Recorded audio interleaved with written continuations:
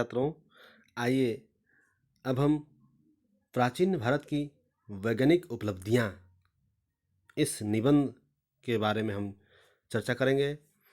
हमने इसके पहले डॉक्टर सत्यप्रकाश जी का लिखा हुआ इस निबंध का जो पहला अंश है उसकी चर्चा हमने की है, जिसमें हमने यह जाना कि वे कहते हैं जो प्राचीन भारत था उस समय देश में किस तरह ऋषि मुनियों ने जो उन्नति की थी वह आज की उन्नति का आधार बन बैठा है।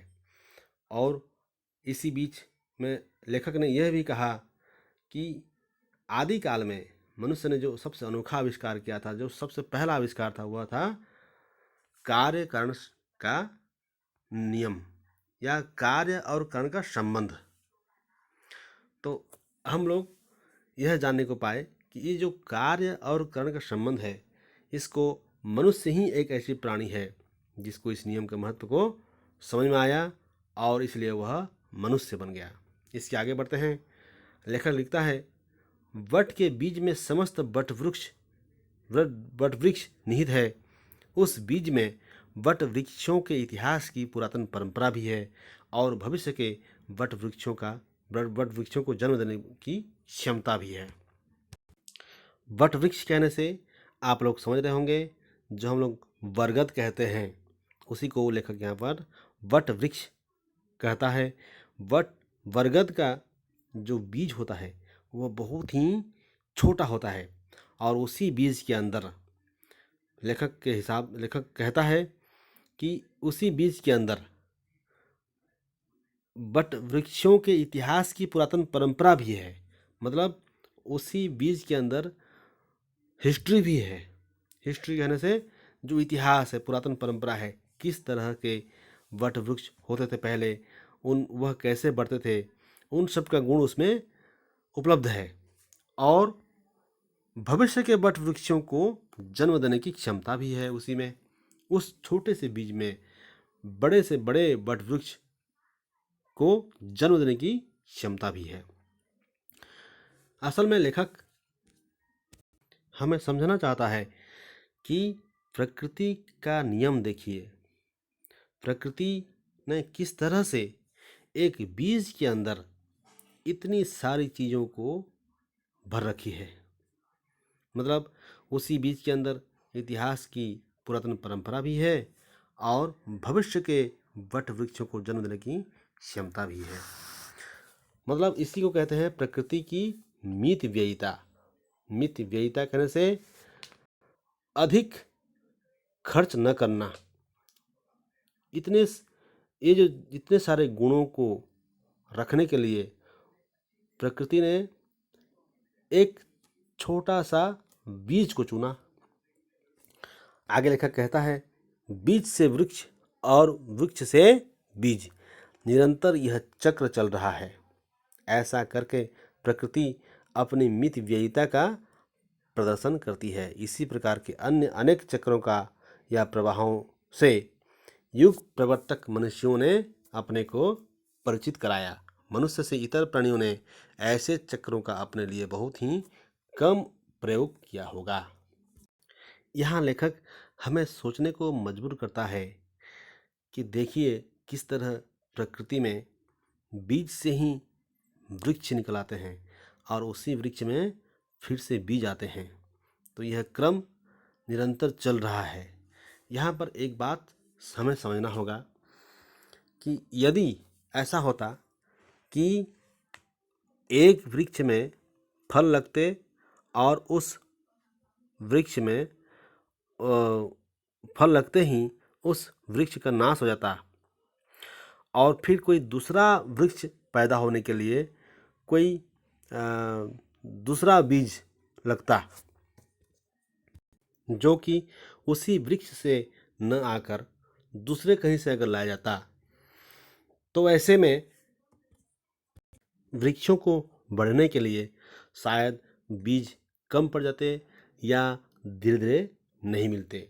हम इसको अगर उल्टा देखें कि वृक्षों से अगर बीज नहीं आते, बीज कहीं दूसरे कहीं से लाए जाते, तो वृक्षों का होना उतना महत्व नहीं रखता और फिर बीजों का भी अभाव होने लगता। तो ऐसा नहीं हुआ। जिस बीज से वृक्ष पैदा होता है उसी वृक्ष में फिर से बीज लगते हैं। यह प्रकृति की मित व्ययिता का प्रदर्शन है। मित व्ययिता कहने से कम खर्च करने का जो गुण है वह प्रकृति में है। मतलब कम चीज़ों में वह सारे कार्य कर देती है।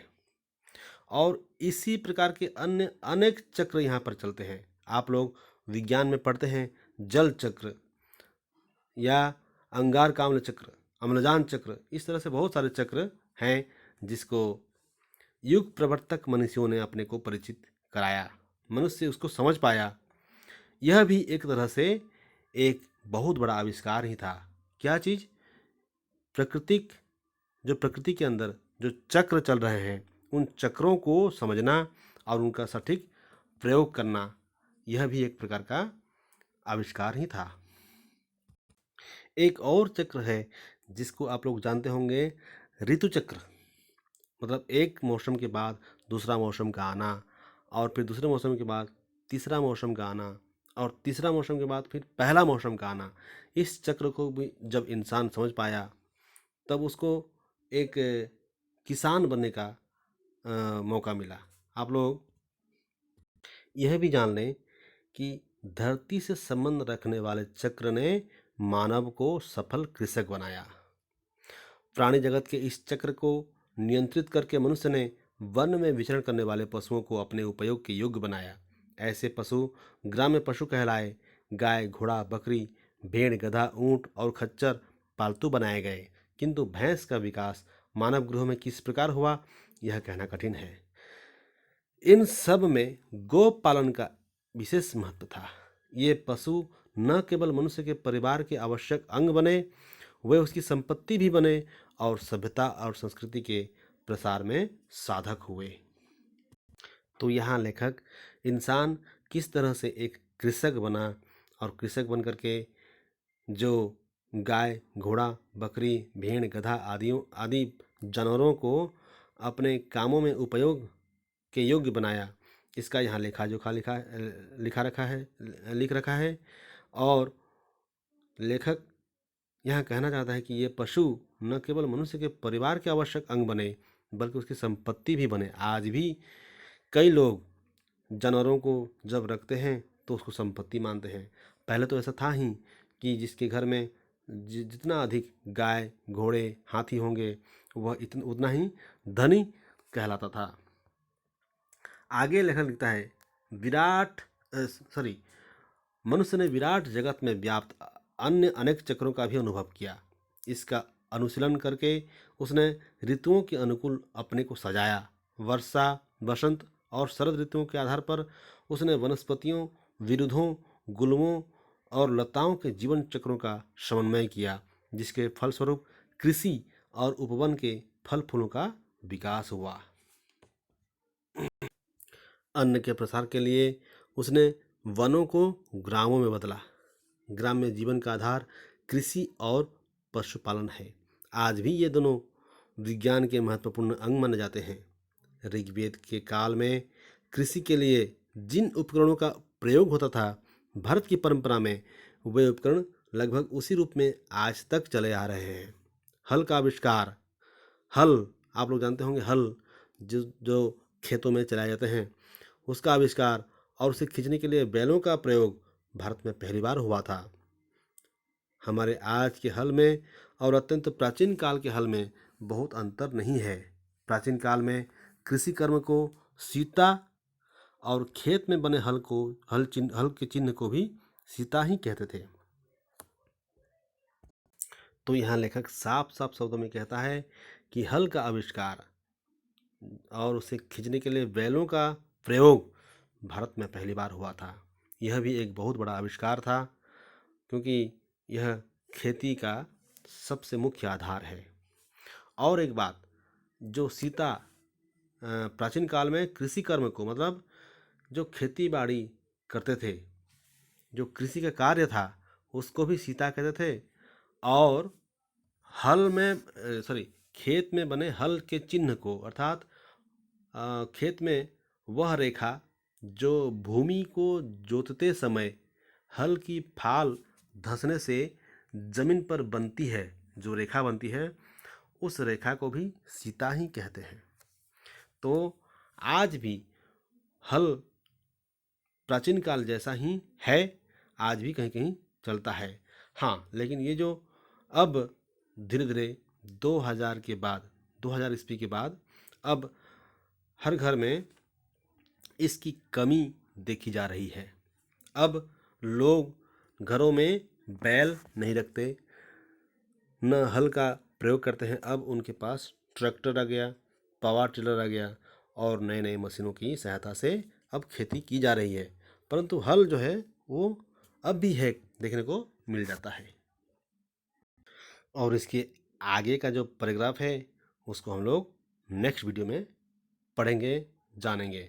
आप लोग इस वीडियो को बार बार रोकें और पाठ को समझने का प्रयास करें। धन्यवाद।